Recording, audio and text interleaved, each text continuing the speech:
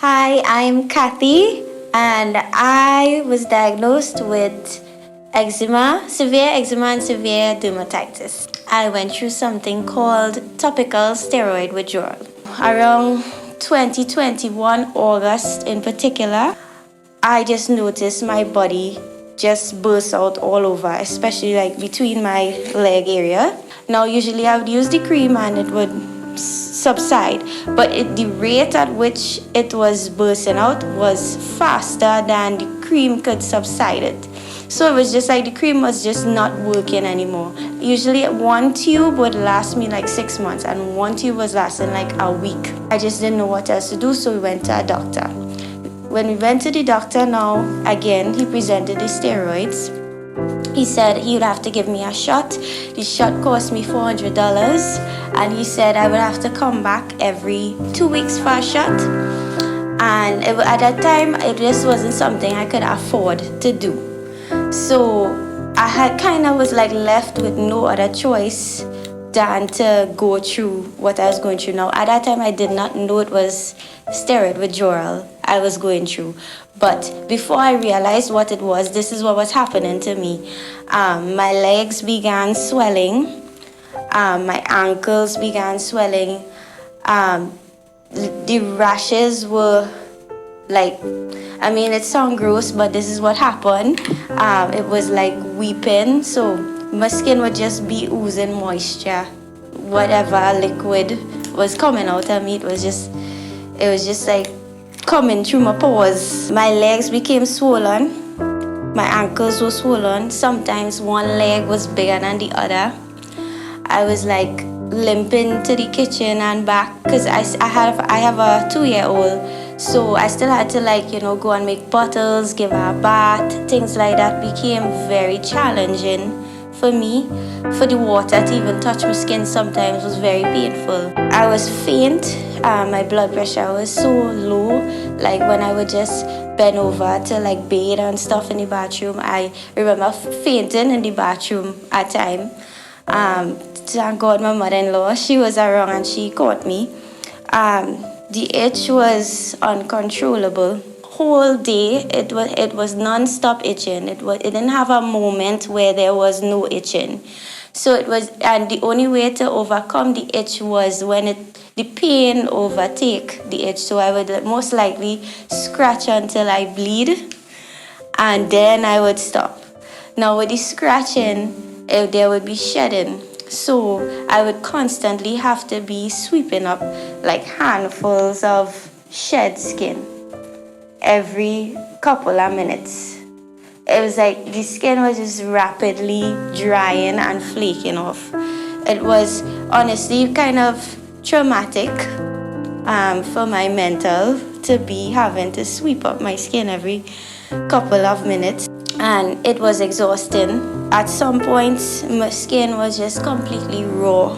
So like I would go to the shower and all of the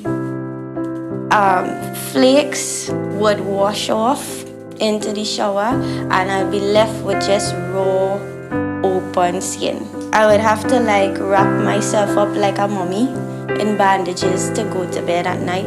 And one of the early symptoms that I had was I could not sleep at all.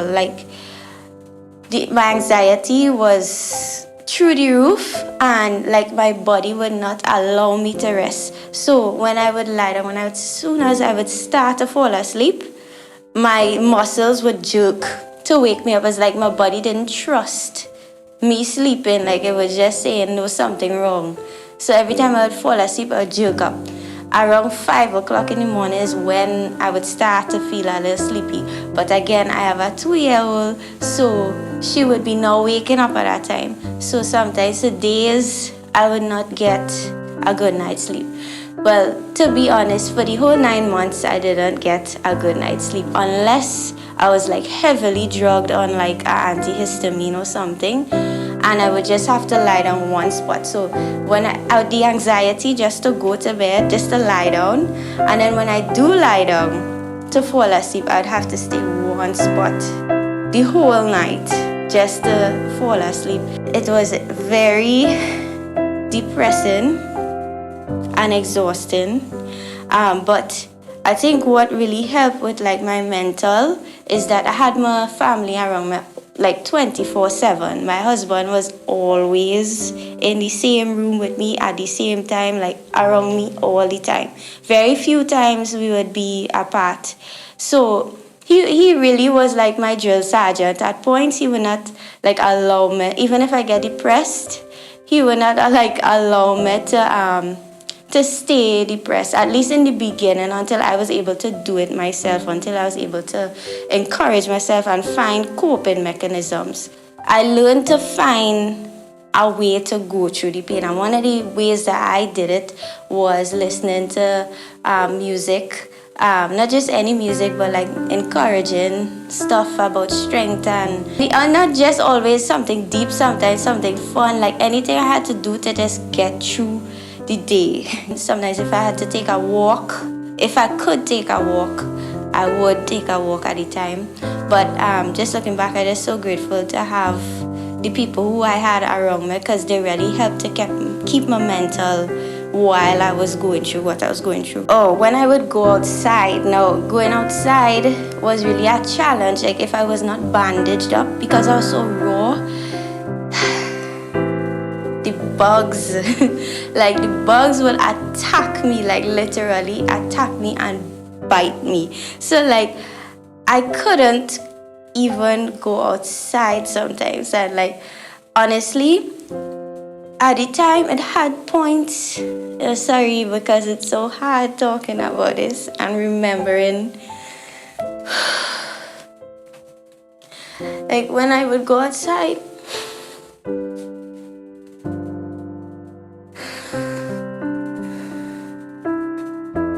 sometimes I would go outside to wash, because I would have to wash clothes and the washing machine was outside.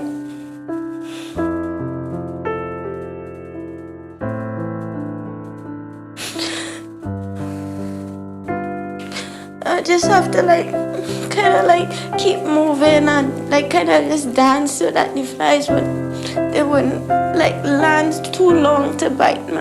And I would just have to run quickly, like run, literally run to the washing machine, put everything to wash, and then run back inside.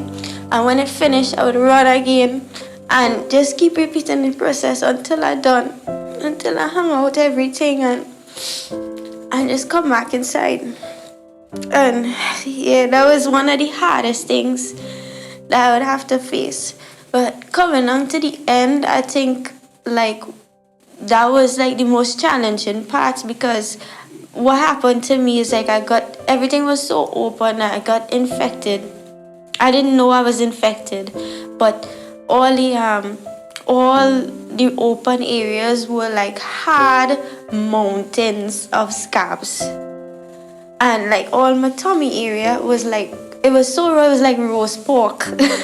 It was like meat. It was, or sometimes it would just be like hard scales and scabs. So like it had nowhere that I would touch that wasn't like hard. Like it had nothing like skin. It was just hard. Like you could knock it hard. It was yellow. Honestly, sometimes I smell like I was rotting. And my clothes and my sheets, everything smelled like a corpse. It was very, very challenging. And like I talking about this now, and I don't know how I faced all of that at the same time and survived. Like I know it had times during those moments where I was like, God, you're with me, you're there, you're hearing me. Like the cry was so deep in my soul, like I don't know how to describe it, but when I would cry in those moments, it was like it wasn't me physically crying, but during those times, you know, it had a lot of people who, well, those who knew, I wouldn't say a lot because a lot of people did not know I was going through this, but those who knew, like, I feel like they feel some of my pain because, you know, they would call and they wouldn't even be talking to me yet, and they would be crying, you know, and they would see the pictures and they would be feeling what I feeling, at least emotionally. I believe that because the way that they were reacting, it was like if I feel like that connection was there, you know. So I just looking back now, it's like if I can't believe it happened. But another thing that I went through was, well, my hands were totally scabbed up. So I couldn't comb my hair, you know. I call on my friends, I thank God for them, that they were able to help me comb my hair during that time just to keep it manageable. And well, my husband, he really had to like take over in a lot of things. He was taking care of me and my baby basically. And I know he felt, you know, the weight of this whole thing too, because when we lie down to sleep and I only waking him up with my scratching, you know, I'd be shaking the bed because this whole night I scratching. It would be a whole routine from waking up to starting to undress and take off the old bandages, you know, cleansing, putting back on new bandages. It was horrible, it was painful, and it was the entire day I spent surviving for the past 9 months. That is all I've been doing, surviving. Literally just trying to not lose it. And I know that it is only God carrying me through this, because I know I couldn't do it by myself. And to be honest, I really didn't know I had the strength. I know that He was my strength, but He also showed me how strong I am. So because I was literally put in a position to face all my worst fears, because the skin thing is not the only thing that happened to me during that time, but it was like I had to just face all my deepest fears happening to me at once. But because I did that, because I went through this experience, number one, it made me stronger, and also because I faced all my fears, now I have nothing left to fear. So I feel like I could face life now. I feel like, I mean, I always had like a positive mindset towards things, but this really opened my eyes to what matters in life. You know, like even like the daily things that I took for granted, just being able to lie down, being able to go outside, being able to stretch my legs, being able to exercise, being able to just clean my house, wash my bed. You know, like these are the things I appreciate now. Like I live to the fullest. That is living for me. In the basic everyday things. And so like in a way I kind of grateful for the experience, because I really don't want anybody to suffer like how I did. So I am using this as an opportunity to warn you all of the long-term effects of using these topical steroid creams. Now, these are things that you don't need this prescription for. You just buying over the counter and using it without, you know, you might open up the little paper that talking about the effects, and you know, we kind of use these things a little carelessly. Well, I know for me it was really a lack of knowledge, and without having the warnings, you know, and the precautions. So I using this opportunity, please don't just jump to the steroid creams. If you can find a natural alternative, you know, try that first. Or if you are using these steroid creams, please do not use them long term. Use them, you know, in a course or under the instruction, or do some research, please. What brought me to the point of wanting treatment is it started to affect my heart. Now, my heart just started palpitating. It started like beating very hard, like it was feeling like my heart working extra hard to keep me alive. But I lost all the color in my body. I became like like very dark and like kind of gray. Like I looked dead, to be honest. I looked dead. Like when I look at myself in the mirror, I look like I was in a coffin, but my eyes open, and I talking. At that point, I knew, and my husband knew, that if I don't do something about this immediately, I might not make it. And that's something that I do not see on the internet. Like, nobody ever died from this, but I genuinely felt like I was going to die if I did not do something. And so we end up going to the hospital. Honestly, for me to just go to the hospital, because I knew I was avoiding the doctors, I was avoiding the hospital because I did not want to get that steroid again. But at the time, like, I knew that God was telling me, Cathy, surrender to me, like, come to complete surrender. Like, I had to fully just not lean on my own understanding anymore. I had to fully trust Him. Like, let go of, like, this is the very thing that have me in this position, but I have to go to this place now. So I was like, okay, God, I'm going to renew my mindset and think I'm going to go into an environment where you could use to help me. Instead of staying home and just being in pain, that's just not wise. At this point, I'm looking like I'm going to die. I need to do something. We went to the hospital. I completely surrendered. I tell you, I surrendered. Like, white flag, waving. God, you in control. I went and I let the doctors do what they had to do. They gave me antibiotics. And when I was put on the ward, I knew God was with me, because you just know, like, everything was just going. Like, I had favor,